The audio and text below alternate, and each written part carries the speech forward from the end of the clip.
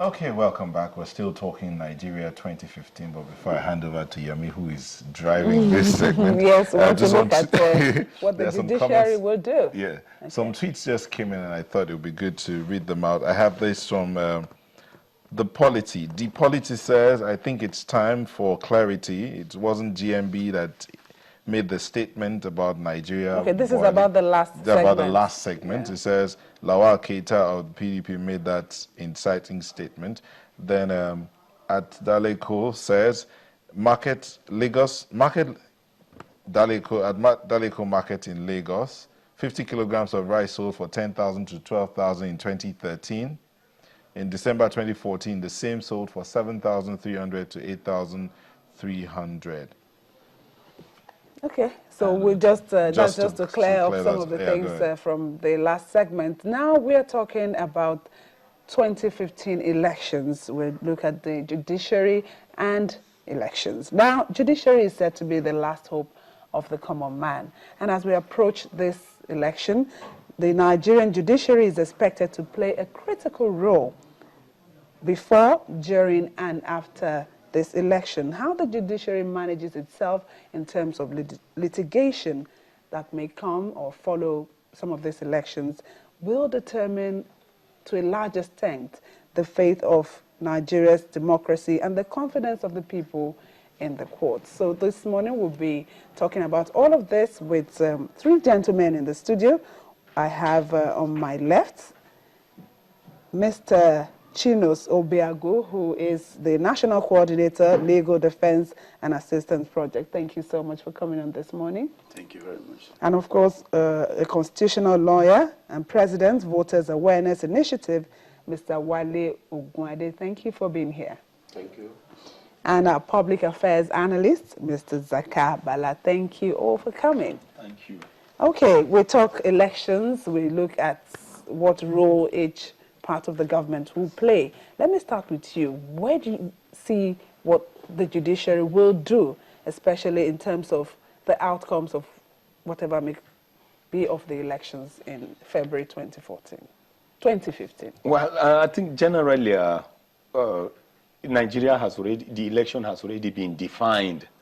And when you talk about even the definition, I mean, I think it started with even the judiciary. Because, I mean, it started by saying, you know, the offices or the tenures of the office of the president, the vice president, the governor, the deputy governors of states of the federation, excluding Anambra, Bayelsa, Ekiti, Edo, Kogi, Ondo, and Osun, right? Then you have national houses of assembly and state houses of assembly will expire on the 28th of May 2015. That arrangement, the packaging of that must have been done with the judiciary. And it went ahead to now say, right, based on the Nigerian Constitution, 1999 Constitution as amended, it went ahead to say, election must not hold earlier than 150 days or later than 30 days, right, from the day of the expiration of the office holder. I can tell you the packaging and the presentation of all those statements must have been done with the judiciary.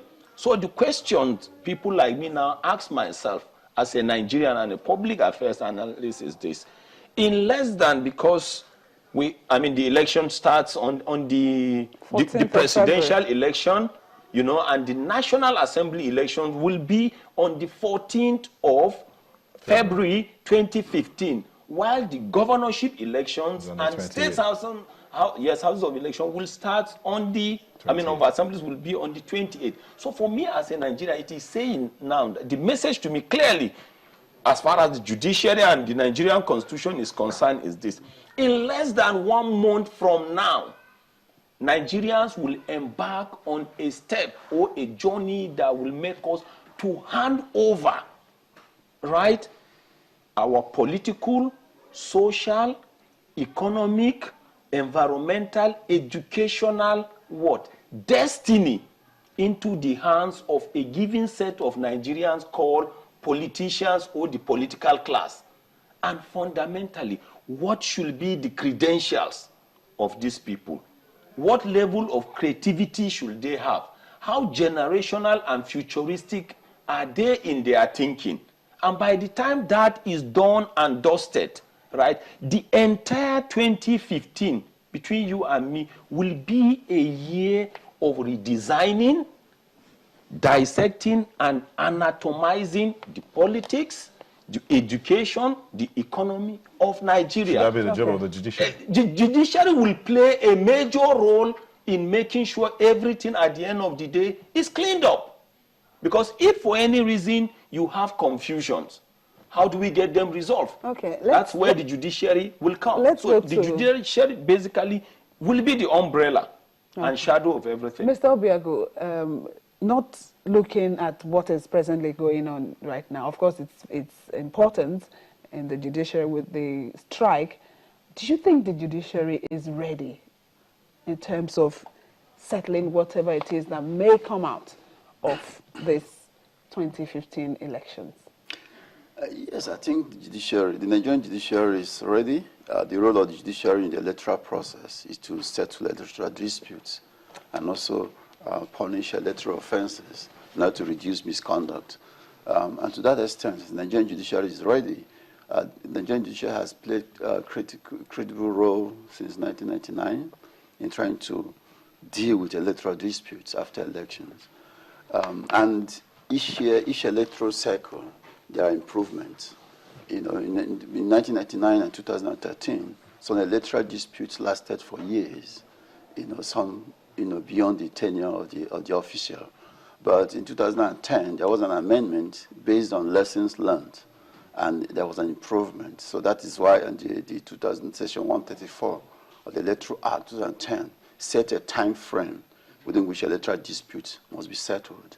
And it has to be 180 days, that's 6 months, for electoral petition to be determined by the first instance tribunal, and 90 days for all appeals to be settled. So we are looking at electoral disputes that cannot go beyond 270 days, which is manageable. But then people also complain that it gives room for a lot of people, the person who is declared winner, to maneuver the system, to stay on, and the election petition will be cut off with time. So, but there are improvements.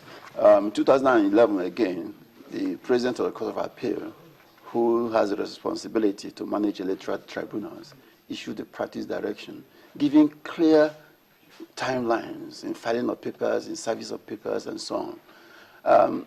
So that has, if you take an analysis of electoral disputes resolution from 1999 to 2011, you discover that there is a lot of improvements, and we do hope that in 2015 there will be improvements.